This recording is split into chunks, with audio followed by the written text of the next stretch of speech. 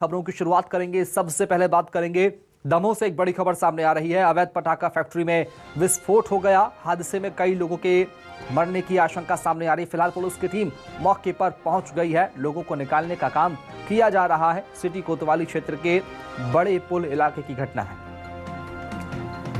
तो अवैध पटाखा फैक्ट्री में यह ब्लास्ट हुआ।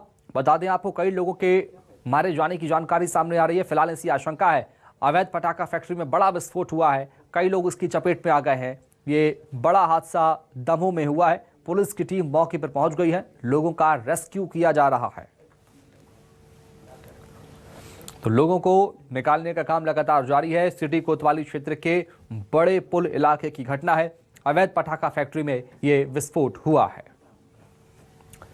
और चलेंगे दमोह, बात करेंगे सहयोगी वीडी शर्मा से। वीडी, क्या कुछ जानकारी हासिल हो पा रही, कैसे ये बड़ा धमाका होता है और कैसे अवैध रूप से पटाखे की फैक्ट्री इस क्षेत्र में संचालित हो रही थी?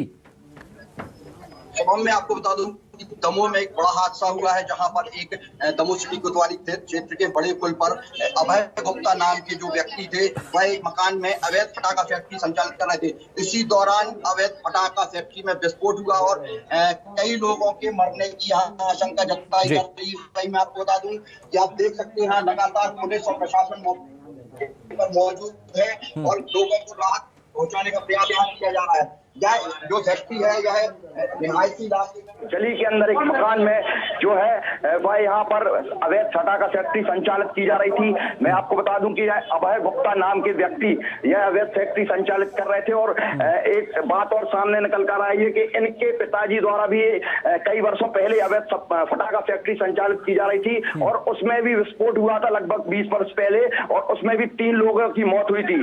मैं आपको बता दूं कि यह रिहायशी इलाका है और आप देख सकते हैं कि तंग गलियों के बीच में चाहे रहवासी इलाके में यह फैक्ट्री जो थी वो संचालित की जा रही थी और यह अभय गुप्ता नाम के व्यक्ति की यह फैक्ट्री जो है वो संचालित की जा रही थी। मैं आपको बता दूं कि तंग गलियों के बीच है यह फैक्ट्री जो संचालित की जा रही थी और लगातार यहाँ प्रशासन मौजूद है।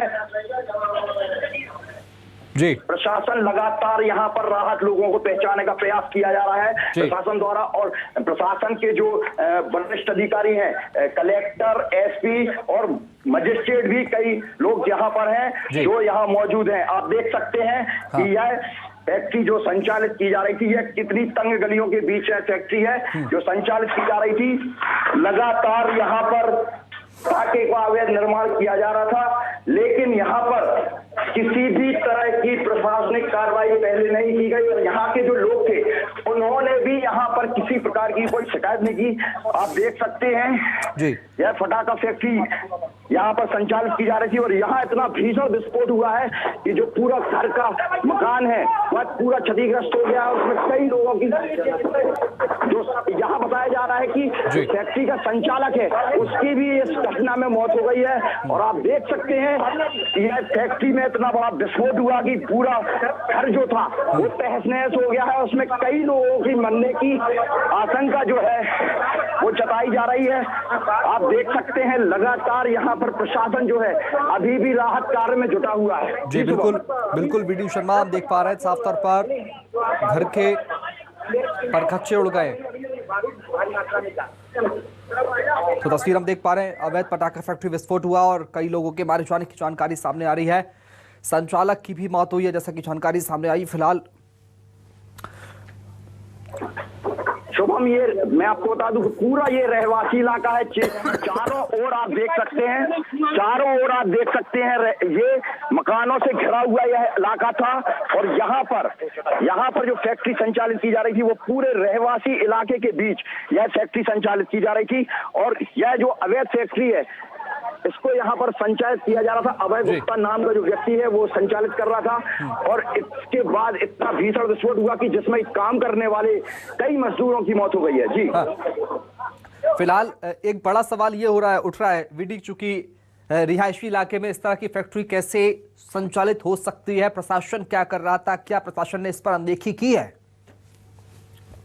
अभी तक प्रशासन ने कुछ भी इस बारे में नहीं कहा है कि यह कैसे फैक्ट्री संचालित हो रही थी और इसकी जानकारी प्रशासन को अभी तक क्यों नहीं लगी। हालांकि यहाँ के जो लोग हैं उनके द्वारा अभी तक किसी भी प्रकार की जो प्रशासन से शिकायत नहीं की गई थी कि यहाँ पर फैक्ट्री संचालित हो रही है। वहीं ना तो इस फैक्ट्री का कोई इधर रिहायशी इलाके में संचालित होने का लाइसेंस होता है और ना ही प्रशासन कभी रिहायशी इलाके में किसी भी फैक्ट्री को संचालित करने का, इस प्रकार की जो पटाखे और विस्फोटक फैक्ट्री है इनको रिहायशी इलाके में संचालित करने का प्रशासन कभी अनुमति नहीं देता है। यह पूरे तरीके से फैक्ट्री जो थी वो अवैध संचालित हो रही थी और प्रशासन को इसकी भनक तक नहीं लगी और ये एक बड़ा हादसा यहाँ घटित हो गया है। जी वीडी, जो मरने वालों की जानकारी सामने आ रही, कहाँ तक आंकड़ा पहुंचा अभी और घायलों को लेकर क्या जानकारी, उनका आंकड़ा कहाँ तक पहुंचा?